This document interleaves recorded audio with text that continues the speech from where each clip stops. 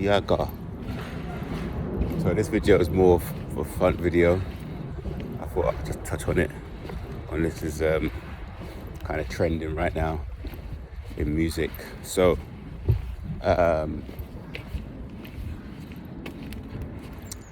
there's an artist that I like to listen to, dance music artist, and this particular artist, when you listen to him, you can hear his influences. So even though he's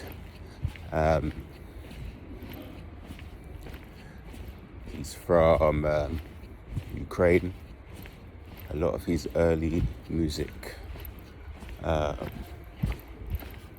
was styled on Detroit style club music, dance music, and he played with many styles of those musical lines, heritages, different styles of dance music, different techniques, and as he's grown, he's changed, the style changed. So he worked with vocalists, he worked with instrumentalists. He's gone through music where it was slower, he's gone through music where it was more of a drone style, he's gone through music where it was more touching on the spiritual aspects. And I wasn't always into all of these different styles, but what I did learn from him was to see that he was on his own musical journey, his own growth in his work, in his communication from source. Now, when you look at Drake, on the other hand, when Drake came into the game, he had a specific sort of style where he's singing and had all these melodies, and a lot of people took to it. There wasn't many people doing that sort of thing. I think you had like T-Pain, a couple others, but not many to that degree, that level, sort of high level, sort of singing melodies. You had the song like Successful, Trey Songz. You had songs which were like R&B, different versions of R&B songs that existed on these mixtapes that were interesting. What you see with Drake, not just in his music, but on how you can hear from his music, is someone who has a arrested development.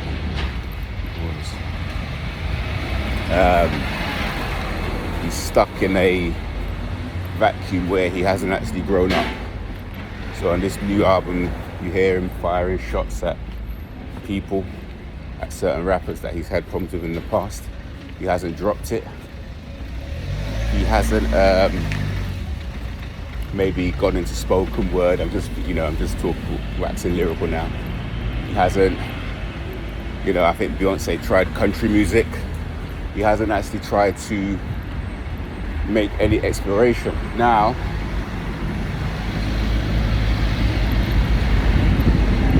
some can look at this as evidence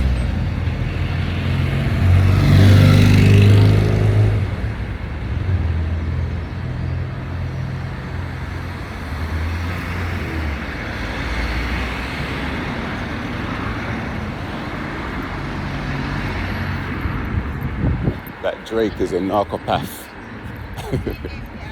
And there are many little things that point at this. Being competitive is one thing. Sleeping with many people's that you claim to be your friends, the girlfriends. That's something a lot of narcs do. Your girlfriend behind your back, they'll be winning her. He made it as if it was a sport, but actually what it is a narc garnering supply from creating chaos. They thrive off chaos, thrive off creating fear in others, using his money and these sort of things he's got from the industry,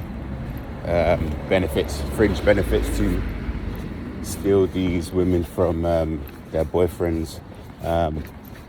One lady who spoke of this was a lady who traveled to his town traveled to where he was with her boyfriend to make music with her. And when the boyfriend had to flow back or his back was turned, Drake slept with her. Drake also slept with his label boss, Lil Wayne, his girlfriend, while Lil Wayne was in prison.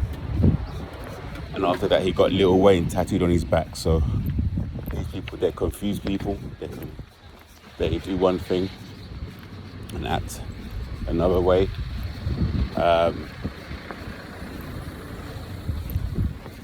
So he's on this album and he's speaking bad on certain people. He hasn't let go of certain things.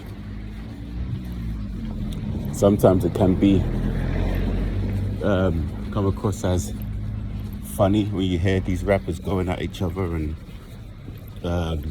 insulting each other. It can be funny. Sometimes, it can show a level of wittiness like Rick Ross. It can be quite funny, but at the same time, in terms of the culture and what they're doing, it's also quite a destructive behavior. This Iceman record can be looked at as a piece of evidence of lack of maturity from Drake. It's a piece of evidence showing that he is showing little to no empathy. It's evidence that he lacks the ability to self-reflect. Can be looked at as evidence that he is very self-centered, very self-indulged human. And by listening to those lyrics, it really comes across. So some people are saying he made this record and 2 others to remove himself from his contract at Universal. Nevertheless, as a piece of art, as an artist, as a communication, he's let himself down, but saying that there are some tracks which have some good beats and some fun themes. Maybe worth a listen if you're a Drake fan or Drake stan. But on the whole, it's just sort of giving his game up, and I don't know if these people, they don't know they're doing it willingly. I don't know if they know what they're doing. They tend to do that same thing with the court case where they use the court system. He's suing Universal for siding with Kendrick Lamar. So they use the court system.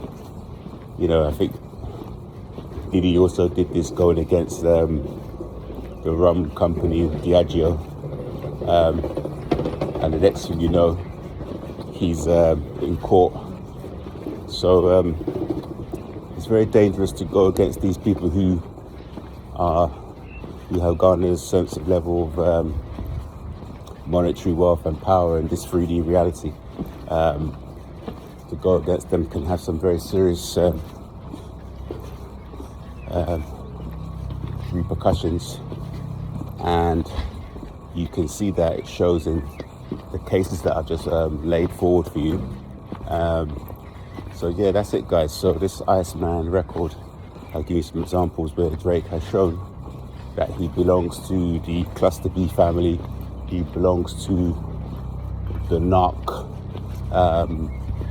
mental illness archetype. He belongs to the demonically possessed, lack of boundary, lack of soul, lack of humanity, and he shows that with this record. So for fun, yeah, give it a listen. Otherwise, listen to some positive frequencies that will help you manifest your greatest version. And with that, you can move forward in a positive way.